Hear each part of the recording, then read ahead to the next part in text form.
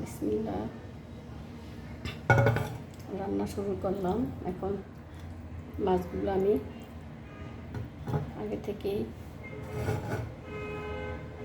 মরিচের গুঁড়া আর হলো আদা রসুন লবণ আর হলুদের গুঁড়া দিয়ে মেখে রেখেছিলাম।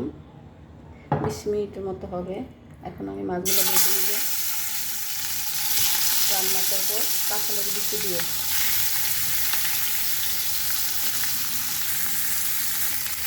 মাছ ভাজা হয়ে গেছে, দিয়ে দিলাম পেঁয়াজ আর হলো কয়েক টুকরো আলু,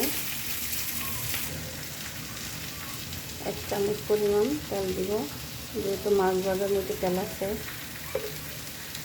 কম করে দিলাম। তেজপাতা আর কাঁচামরিচ দিলাম।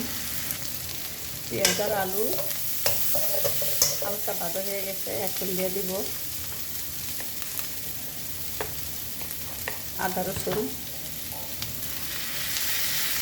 1 চামচ লবণ, 1/2 চামচ মরিচের গুঁড়া, ধনে গুঁড়া আধা চামচ, জিরার গুঁড়া দিলাম 1/2 চামচ, হলুদের গুঁড়া।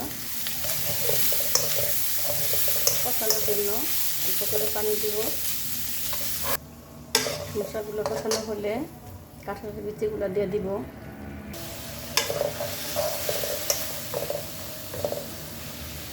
কাঁঠালের বিচি মশলা কষানোর জন্য আরেকটু পানি দিব। কষানো হয়ে গেছে, এখন পানি দিয়ে দিব। সাথে মাছগুলো দিয়ে দিব। আমার রান্নার ভিডিওগুলো যদি কারো কারো কাছে ভালো লাগে তাহলে সাবস্ক্রাইব করে দিবেন আর লাইক করবেন,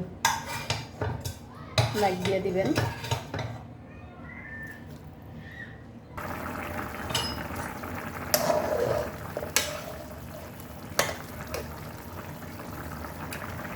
ধনে পাতা দিয়ে দিলাম। হয়ে গেল মাছ তরকারি।